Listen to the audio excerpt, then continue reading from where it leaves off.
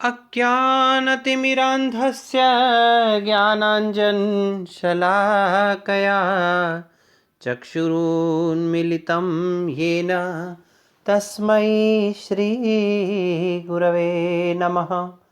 तस्मै श्रीगुरवे नमः। तस्मै श्रीगुरवे नमः। प्रिय विद्यार्थियों, पिछली कक्षा में हमने अध्ययन किया कि रस दोष कितने प्रकार के होते हैं, जिनमें से हम कुछ रस दोषों के विषय में पढ़ चुके थे। आज हम देखेंगे अग्रिम रस दोष को। क्या कह रहे हैं? अकांडे प्रथनच्छेद हो। अकांड में, अनवसर में, बिना किसी अवसर में प्रथनच्छेद क्या हो जाए? अवसर के प्रतिकूल रस का प्रसार कर देने पर, यानी अवसर न होने पर भी बिना अवसर के ही किसी अन्य रस का प्रसार वहां कर देने पर अष्टम रस दोष होता है। कैसे?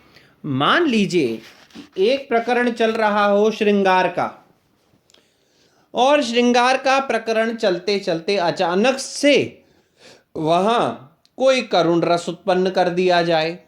यहां करुण रस का प्रकरण चल रहा हो और वहां वीर रस या श्रृंगार उत्पन्न कर दिया जाए, तो वहां पर अकांडे प्रथनच्छेद नाम का रस दोष हुआ करता है। उदाहरण दिया, वेणी संहारे द्वितीय अंके अनेक वीरक्षये प्रवृत्ते भानुमत्या सह दुर्योधनस्य श्रृंगार वर्णनम। वेणी संहार नाटक है, उसके द्वितीय अंक में वर्णन आ रहा है कि महाभारत का युद्ध चल रहा है और अनेक सारे योद्धाओं को मृत्यु हो गई है युद्ध में, इस पक्ष के भी और उस पक्ष के भी, और इस प्रकार का वर्णन चल रहा है। और ऐसी स्थिति में वीरों के मरण के प्रकरण के चलते चलते ही अचानक से दुर्योधन और भानुमति के संभोग रूप श्रृंगार का वर्णन शुरू कर दिया जाता है। कितना अनुचित हो रहा है।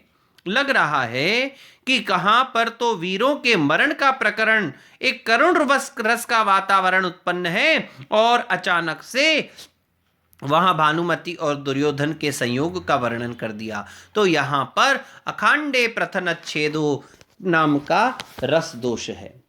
फिर क्या कहा? अकांडे छेदो। फिर और एक उदाहरण दिया, अनुचित स्थान पर रस को भंग कर दिया गया। कैसे? महावीर चरितम नाटक के द्वितीय अंक में राम और परशुराम के संवाद चल रहे हैं, बड़े वीर रस से परिपूर्ण बातें चल रही हैं, और ऐसी स्थिति में अचानक से भगवान राम का यह कथन कि मैं तो कंकण मोचनाय गच्छामि, कि मैं तो कंगन खोलने के लिए जा रहा हूं। तो ये भी कैसी स्थिति है कि रसानुभूति में बाधक होने के कारण से यहां पर भी यह दोष आ जाता है। फिर आ जाता है अंगस्यापि अतिविस्तृति। अंग अर्थात अप्रधान रस का या अप्रधान कारक का, पात्र का अत्यंत विस्तार के साथ वर्णन कर दिया जाना भी वहां पर रस दोष कहलाता है। जैसे हयग्रीव वध है, विष्णु प्रधान नायक है वहां, और उनको छोड़ करके प्रतिनायक है वहां पर हयग्रीव। तो हयग्रीव का बहुत अधिक वर्णन कर दिया जाना, वहां पर यह वाला दोष होता है कि अंगी की तो विस्तृति होती है, लेकिन अंगी को तिरस्कृत करके वहां पर अंग का बहुत अधिक वर्णन कर दिया जाना भी रस के दोष में हो जाता है। मान लीजिए आप थिएटर में कोई पिक्चर देखने जाएं और नायक के स्थान पर खलनायक का बड़ा बड़ा चारा करके वर्णन चलता है शुरू से लेके अंत तक, तो यहां क्या हो जाएगा? तो देखने वाले को भी बड़ा अजीब सा लगता है। तो इस प्रकार का रस दोष यहां आता है। फिर क्या कहता है? अंगिनो अनुसंधानम। अंगी अर्थात अब जो प्रधान नायक है, नायिका है, अगर उनका अनुसंधान कर दिया जाए, उनका विस्मरण कर दिया जाए, तो वहां पर भी रस दोष हुआ करता है। देखिए, अंग का बहुत अधिक स्मरण कर दिया भी रस दोष है, और मान लीजिए अंगी को भी अगर थोड़ा सा क्या कहा जाता है, जिसकी आपकी भाषा में इग्नोर कर दिया जाए, है तिरस्कृत कर दिया जाए, उसका वहां पर उतनी पूछ न हो किसी कार्य में, तो वहां पर भी इस प्रकार का रस दोष होता है। जैसे रत्नावली नाम की नाटिका है, और चौथे अंक में ये कहा जाता है कि वहां जो सिंहलेश्वर हैं उनका कंचुकी वाभ्रव्य आ जाता है, और उसके आने पर विजय वर्मा के वृत्तांत के सुनने से लेकर नायक उदयन को रत्नावली की मुख्य नायिका सागरिका की विस्मृति हो जाती है। यहाँ पर श्रृंगार रस की प्रतीति में विच्छेद सा आ जाता है, मुख्य नायिका है और नायिका का ही विस्मरण हो गया वहां पर, तो इस प्रकार का भी रस दोष कहा जाता है। फिर आता है प्रकृति नाम विपर्ययः। विभिन्न प्रकार की प्रकृतियों का अगर विपरीत भाव दिखा दिया जाए, विपरीत उनको वर्णन कर दिया जाए, तो यहाँ पर भी रस दोष होता है। अब प्रकृतियों में कैसे नायकों के कई भेद हुआ करते हैं। नायकों की प्रकृति है दिव्य, अदिव्य और दिव्यादिव्य। दिव्य में जैसे नायक आते हैं इंद्र इत्यादि, और अदिव्य में आते हैं वत्सराज जो मनुष्य हैं, और दिव्य अदिव्य में आते हैं जैसे राम कृष्ण इत्यादि। लेकिन अगर इनका प्रकृतियों का विपर्य वर्णन कर दिया जाए, और फिर धीरोदात्त, धीरोधत्त, धीर ललित, धीर प्रशांत इत्यादि के भेद से भी नायक 4 प्रकार के हुआ करते हैं, और फिर इन नायकों के पहले वाले 3 भेद करने से 12 प्रकार के भेद हो जाते हैं। अब इन 12 के पुनः उत्तम, अधम और मध्यम 3 प्रकार के भेद होने से 36 प्रकार के नायकों के वर्णन किया जाता है। लेकिन अगर उसमें किसी नायक का वर्णन करना हो और उसकी प्रकृति के विपरीत अगर वहां उसका वर्णन कर दिया जाए, तो वहां पर भी क्या स्थिति आ जाती है, रस दोष मान लिया जाता है। मान लीजिए जैसे धीरोद्धत नायक है भीम, और भीम का वर्णन अगर धीर शांत या धीर उदात्त के रूप में वर्णन कर दिया जाए, धीर भीम बेचारा बैठा हुआ है बड़े आराम से, हाँ भैया कोई बात नहीं, जो मिल जाए सो ठीक, अरे इस प्रकार का उदात्त अगर वर्णन कर दिया जाए तो आप लोगों को भी ऊब सी होने लग जाएगी। तो ये प्रकृतियों का वर्णन है।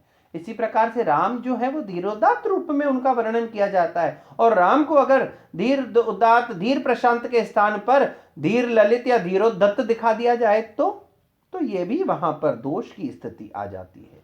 तो प्रकृतियों में विपर्य होना भी दोष माना गया है।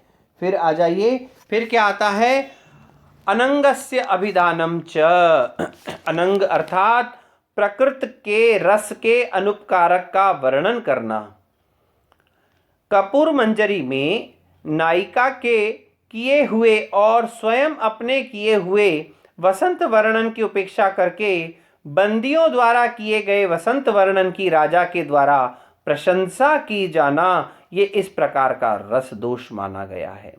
मान लीजिए, देखिए कपूर मंजरी में राजा के सामने राजा की नायिका देवी विभ्रम लेखा है, वो भी वर्णन कर रही है वसंत का, और वहां पर बसंत का वर्णन बंदी भी कर रहे हैं। तो राजा उनके अपनी नायिका के वसंत वर्णन की उपेक्षा करके और बंदियों के वसंत वर्णन की प्रशंसा करने लग जाए, तो यह एक बड़ा ही दोष माना गया है।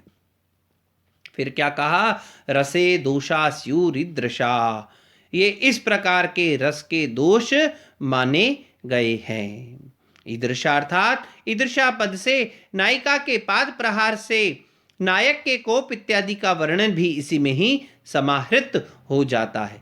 मान लीजिए नायक और नायिका में किसी बात पर तू मैं चल रही हो, या एक दूसरे से नाराज हो रहे हो, और नायिका अपने पैर से नायक को मार देवे, या नायक बहुत अधिक क्रोध कर दे, तो यह भी एक रस का जो है भेद, रस के दोष को माना जाता है। तो आज हमने देखा कि मुख्यार्थ हति जो होता है, मुख्यार्थ का जो अपकर्ष करने वाला होता है उसे दोष कहते हैं, रस दोष कहा जाता है। और रस मुख्य होता है, उसके आश्रय से वाच्य भी मुख्य होता है।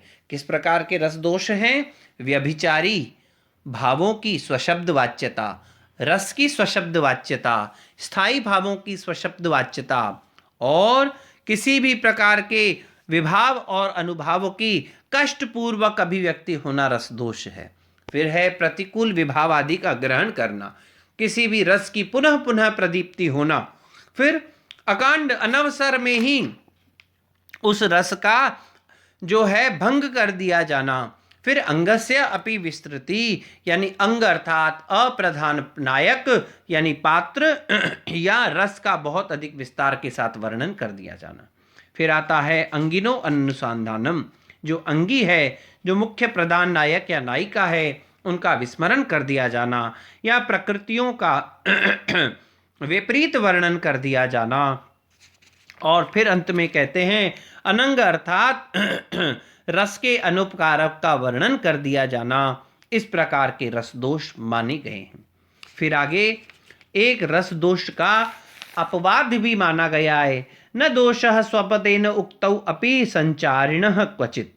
अब क्या कहते हैं कि कहीं पर कुछ कुछ स्थानों पर व्यभिचारी भाव की स्वशब्द वाच्यता इत्यादि दोष नहीं रहते हैं, कहीं पर संचारी भाव का स्वशब्द से कथन होने पर भी दोष नहीं होता है। इसमें उदाहरण दिया है औत्सुक्येन कृतत्वरा वाला जो उदाहरण है, शिवायास्तु वह वाले उदाहरण में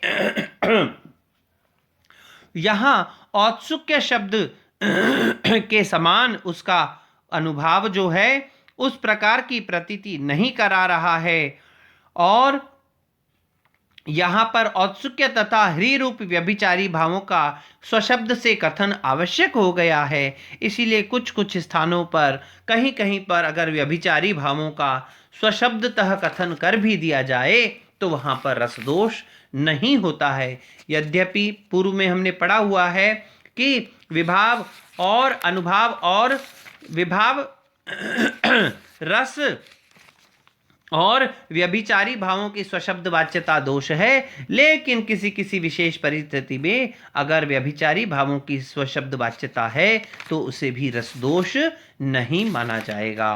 अब इसके बाद हम कल से अष्टम उल्लास, जिसमें गुण और अलंकार का वर्णन किया है, उसके ऊपर चर्चा करेंगे। तब तक के लिए ओम।